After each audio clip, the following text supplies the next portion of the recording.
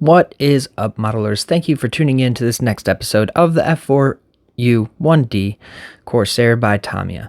Now, if you guys didn't know, I also previously already made the interior of this aircraft, so go ahead and check that out on my channel. Make sure to subscribe and get notified as I do segmented video builds for certain aircraft, so I want to just make sure that you guys are all informed properly. Now, this was a quick segmented build, as I'm pretty sure a lot of us modelers have built the Tamiya Caorsiar. So just hang in with me there. We're going to do some really nice things to this aircraft, and I also want to highlight some of the best things that I found out on this build, so stay tuned for that. Assembly is one of those easy things that everybody pretty much knows how to do, but there are some prep steps that you can take to make it a lot easier for themselves. One is checking all of your seam lines.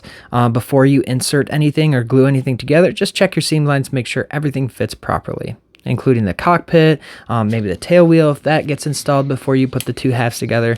Just make sure everything fits properly before you start putting that Tamiya cement on, as it will make your build a lot easier. And of course, with Tamiya stuff, everything fits together pretty well, so you can assume that if you take the proper procedures in trimming your cut lines and making sure things are sanded before you do anything and glue them together, then it will go together pretty much seamlessly. Next, we do some priming after some of the sub-assembled parts are assembled. For the undercarriages, I actually don't mind to get a couple chunks in the areas where dirt is. So in the wheelway bay doors, I use Vallejo primer for this, and I don't mind if it chunks up a little bit, as it just adds more detail later, and usually can bring out some extra, things with a brush. So next, I use some chromate green on the underside of this bird. I like this chromate green by Vallejo. I don't mind it at all, and it's not too yellow and it's not too green, so it's one of those intermediate things where it's just pleasing to the eye. After that, I use some washes and I do some silvering techniques, which you've seen plenty of times before on my channel. But after that, then I can do some final assembly on the kit itself. The tail thing was actually extremely hard to get right. I had to do some trimming of this. Make sure that you don't trim too much, as your tail will literally be floppy, and we don't want that. So just squeeze them right together after some trimming, and just keep squeezing them together time after time. You'll finally get it.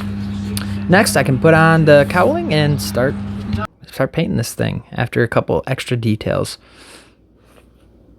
One thing with Tamiya that I've noticed is these clear part gun sights and stuff, and they're always applied after the thing goes in, and I wish I read the instructions a little bit further ahead to just put them on first before I put the thing together, because it's just a lot easier to paint everything one color, get the primer on the clear part, because it's so hard to paint these clear parts, but I did it this time, and I did it the last time, and I'll do it again. I'll probably do it the same way the instructions say to do it every single time, so I guess I should stop complaining. Anyways, I painted that black just to give it a nice color in there, and then I could finally start putting this together and priming it. I primed this with Mr. Hobby's Surfacer Primer, the black primer, and I thin it down to like 80-20 of thinner, so it gives it a really nice smooth surface. I do several light coats, and this seems to be the best primer that I've found, thanks to a buddy. So after several light coats, this pretty much takes care of all of your ghost seams. They may come back with this stuff. I don't know if I operated this too well with the primer, but I did my best in due diligence. Next, I can prime the wings, and I actually put on a base coat of the actual Tamiya color of Sea Gloss Blue.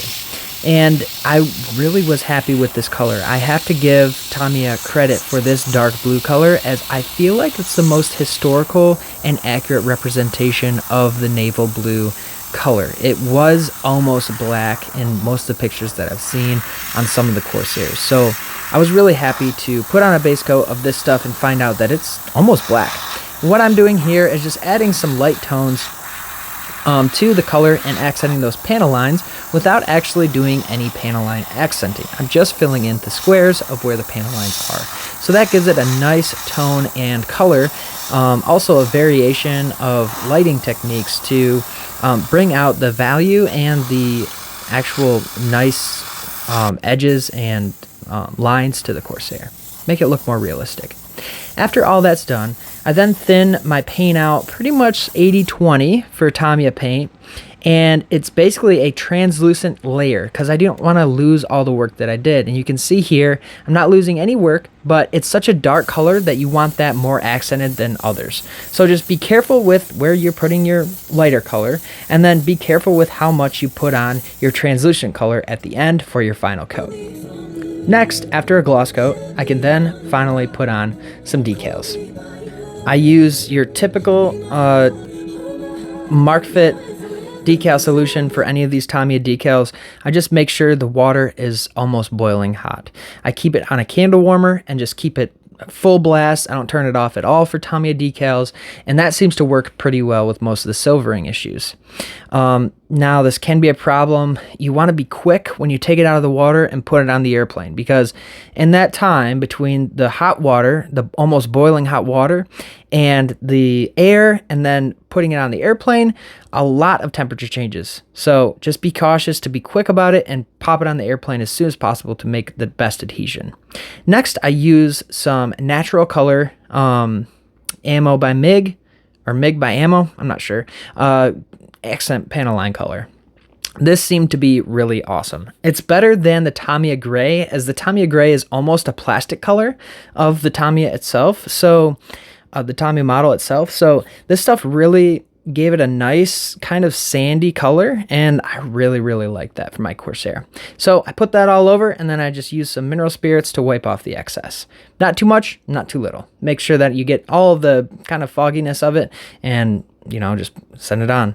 I didn't do a gloss coat over the decals yet, and I operated this step right after I put those decals on. So I didn't have to coat anything unnecessarily so that we could go on to the next step quicker. I applied this all over the model and to kind of uniformly give it a nice look.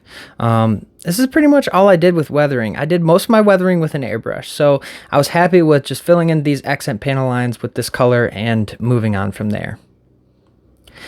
Most of the Corsairs I see nowadays on the flight line at Oshkosh or anywhere on they're pretty clean, so dirtying them up a little bit too much is unpleasing to the eye, of what I can tell, but doing it this much really made it stand out. So I was really happy with the outcome of that wash and the color. I can't believe that. I feel like that is the proper color of a Corsair, honestly.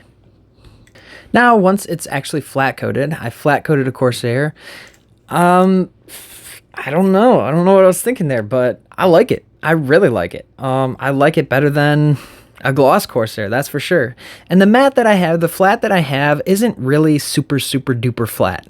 You have a bit of a sheen left over from that stuff. So it was like half and half. It was basically a matte finish, but you can definitely tell it is a flatter type of Corsair. And I dig it. I like it. It gives it a way different appearance than any other Corsair. Now I can remove the masks, and this is a super simple process of just lifting up the edges with a not a Q-tip, what am I thinking of? A toothpick, and then peeling it off with some sharp tweezers, and that works pretty good. I find it best not to use these edge tweezers, as they don't really grasp on as well as straight flat tweezers. Next, I can then go ahead and chip the rest of the aircraft to give it that final appearance of looking realistic. I use a sponge and I dip it into the aluminum paint, as I use Vallejo for most of this stuff, but sometimes I use some Model Master chrome. I just don't want to waste it because you can't buy it anywhere. Anyways, I dip it into the thing and make sure the sponge is nicely saturated, not too much, and then I dip it off I just dip it several times onto a piece of paper towel, and then I have a testing piece of paper to make sure that the texture is right, and I test how hard I have to press to get a nice texture, and then I just slap it on the aircraft wherever I need it. You can see there, I heavily weathered this aircraft on the other sides and where the flaps are, as most of the references that I saw at Oshkosh and other places that I've seen real Corsairs had, basically on brand new aircraft, they had these chipping and streaks and strikes and things like that where the flaps do rub. So pretty accurate in my description. And obviously you can see that everything turned out really, really nice. Next, I can then put the final wing assembly inside of the wing of the Corsair, and Tamiya has done a great job of putting this thing together. But I have my suspicions of, actually, I think I might have put on the wings backwards. I can't really tell, so you guys let me know in the comments whether I did or not. I'm not going to pull it apart by any means and change anything, but I'm pretty sure the attachment points I had on are the wrong ones, and it gave it the wrong angle on the final scene. So what I did was I just kind of tweaked it and bent it as much as possible, and that was going to be it for it. Next, I can finally assemble the prop and finish this bird, and I couldn't be more elated with this Corsair. I think one of my best builds so far, as with the wings folded and just, it's a Corsair, so it's automatically cool. I'm really happy with the outcome of this. I want to thank you guys so much for watching and also subscribing, and I want to make sure that you guys are all informed on all my builds. I try to do it like every other week or so on a build, but if I get too busy with my real job, I obviously can't build as much. So I try to do my best in producing content for you. I just want to appreciate all my subscribers, all my viewers, all my commenters. Thank you so much for watching. Thank you for being a part of ResMod and just building with me. It's super fun. So enjoy the final photos, and thank you so much, and wait for the next video. Thanks again. Bye.